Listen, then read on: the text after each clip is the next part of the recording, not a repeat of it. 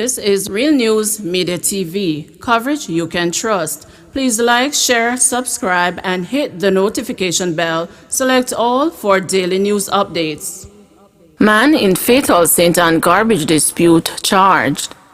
The St. Anne police have charged a security guard with the murder of his neighbor after they got into a dispute over garbage scattered by their dogs. Charged is 56-year-old Leroy Martin, otherwise called Biggie, of Carlton Mountain, Claremont in the parish. He was also charged with 2 counts of wounding with intent and illegal possession of firearm and ammunition during the incident. The deceased neighbor has been identified as 19-year-old Navajo Gray of the same community. According to the police, persons in the community had a domestic issue that escalated into a quarrel when the guard allegedly left the area and returned with a firearm. He allegedly fired several shots which hit 2 persons, one of whom was pronounced dead at the St. Anne's Bay Regional Hospital. The other person was treated and remains in a stable condition. Martin was arrested on Thursday after a question and answer interview in the presence of his attorney. His court date is being finalized. Westmoreland man charged with wounding with intent. Detectives attached to the Westmoreland Police Division say they have arrested and charged a mechanic with wounding with intent following an incident in the parish on Wednesday. Charged is 28-year-old Ricardo Smith of New Hope District, Little London in the parish. Reports from the Little London police are that about 6 p.m. they were on patrol in the New Hope area when Smith was seen with a knife inflicting stab wounds to a complainant's abdomen. The police intervened and Smith was arrested. A statement was recorded from the complainant and Smith was subsequently charged on Thursday, March 4. His court date is being finalized. Farmer slapped with multiple charges for gun attack.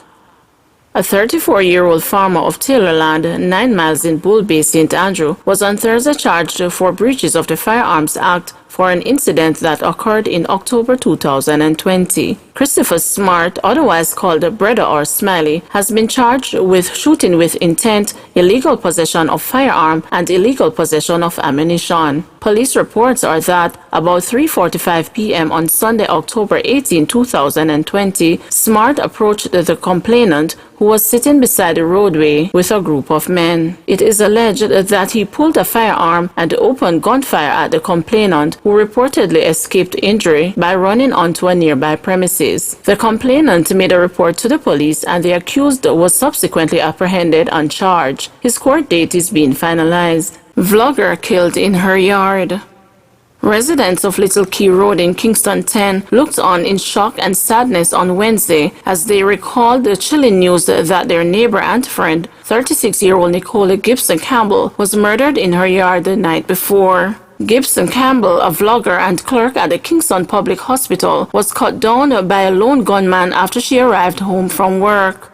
Reports from the police are that Gibson-Campbell, mother of 3, arrived at her home about 7 p.m. when she was pounced upon by the attacker, who opened fire, hitting her multiple times. A resident said that the incident caught them by surprise. 13 shots. No man, what kind of country this we living in, said the resident who requested anonymity because of security fears. Why the man dem a kill off the woman dem? The resident said she was jolted from her bed on Tuesday night by explosions, footsteps, and shouts. Gibson-Campbell was described by an elderly male neighbor as a good little friend who regularly checked on him to ensure he was well. The deceased had grown up with her grandmother and had lived in the Little Key area for years, residents said. Her former schoolmate remembered her as a quiet soul. She died really horribly, Nadia Simpson said. Throughout my years at Merle Grove, that girl had been a Christian, never talked, just her little prayers, that's it. Gibson-Campbell was also head girl of Edith Dalton James High School. Gibson-Campbell had a YouTube channel, Nicola Campbell's Journey.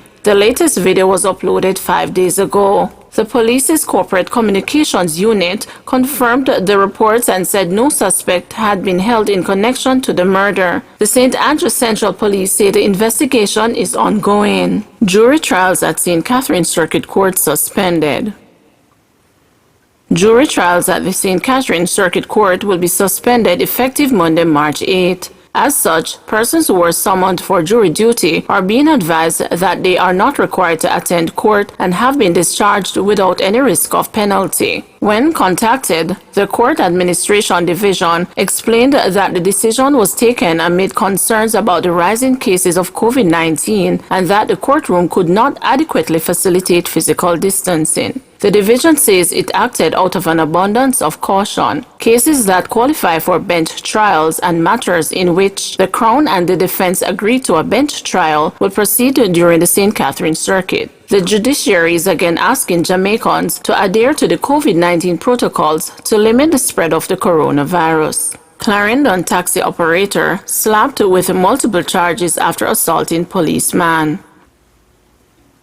Several charges have been laid by the Clarendon police against 25-year-old taxi operator Kemar Dunkley after he assaulted a policeman in the Mapen Town Centre on Thursday. Dunkley, who is of a Victoria District, Rochester in Clarendon address, has been slapped with the following offences: dangerous driving, disobeying a constable, resisting arrest, assaulting police, assault occasioning bodily harm, malicious destruction of government property. His court date has not yet been finalized. The charges are in relation to an incident that began unfolding about 9 a.m. yesterday. Dunkley reportedly attacked a policeman and assaulted him after the cop attempted to cite him for a traffic breach. It is alleged that Dunkley disobeyed the policeman's signal to stop, attempted to hit him with his motor car, and then exited the vehicle and physically assaulted the policeman, trying to disarm him of his service pistol. After the fracas, Dunkley was arrested and taken to the station where he was formally charged. Police seek public's assistance in identifying man's body. The Halfway Tree Police are seeking the public's assistance in identifying the body of a man that was found along Caledonia Crescent, Kingston 5 on Sunday, January 17. The police said the body is believed to be in its late 50s, of dark complexion, slim build, about 5 feet 6 inches tall. The body was clad in a red polo shirt with horizontal stripes, blue jeans, and barefooted. Reports are that about 9:43 a.m., residents stumbled upon the body and summoned the police. On arrival of the lawmen, the body was taken to the hospital where death was confirmed. Anyone who may be able to identify the deceased is being asked to contact the Halfway Tree Police Station at 876-926-2551, Police 119 emergency number, or the nearest police station. Nooks' cocaine possession trial to begin in July. Reggae singer George Nooks will finally get the chance to clear his name when he heads to the trial on July 27 to answer to charges of illegal possession of cocaine and perverting the course of justice. We're quite confident we believe in the innocence of our client in this matter. He has given us clear instructions and we're prepared to defend him to the best of our ability, Attorney at Law Donahue Martin said. Accompanied by his lawyer, the singer appeared in the Kingston and St. Andrew Parish Court in Halfway Tree on Thursday. In October 2020, Nooks was charged by the Narcotics Police following a ruling by the Director of Public Prosecutions in relation to an incident which occurred in April 2019. Allegations are that Nooks tossed a plastic bag containing a white powdery substance to the ground when police officers conducting a narcotics operation approached him. Nooks was taken into custody, and it is further alleged that while being processed at the narcotics headquarters, he got hold of a bag and swallowed the contents. This is not the veteran singer's first time facing the court on drug-related charges. He was found not guilty in a separate case of breaches of the Dangerous Drugs Act in May 2019. JLP Caretaker accuses Portmore Mayor of hypocrisy after JPS protest. Jamaica Labour Party caretaker for the Brayton Division in South St. Catherine, Tricia Walters, has described a pretentious, hypocritical, and disingenuous charade the attendance of Portmore Mayor Leon Thomas at a recent protest against the move by the Jamaica Public Service Company to close its office in the municipality. In a statement to the media Friday, Walters said, "Based on what I know, the decision to close the JPS office in Portmore was taken from September last year. Mayor Thomas should tell the people when he became aware of the decision instead of using the issue as a political opportunity. Residents, led by Thomas, staged a demonstration outside the JPS's customer service office inside the Portmore Mall on Thursday.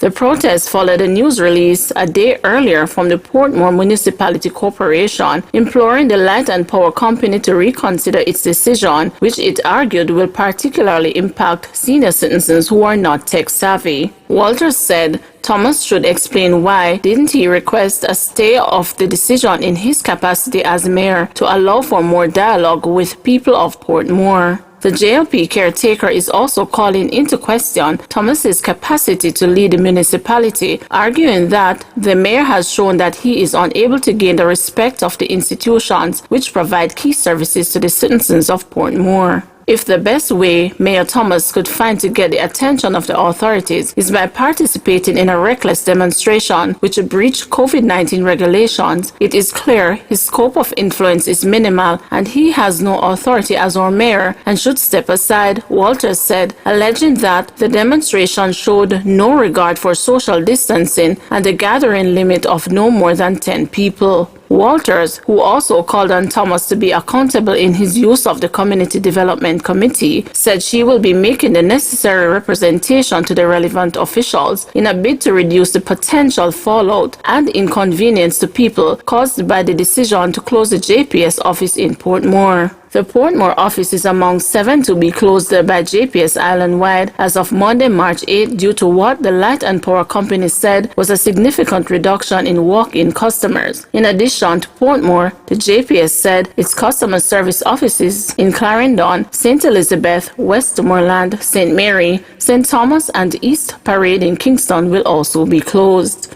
Please remember to like, share, subscribe, and hit the notification bell. Select all for daily news updates.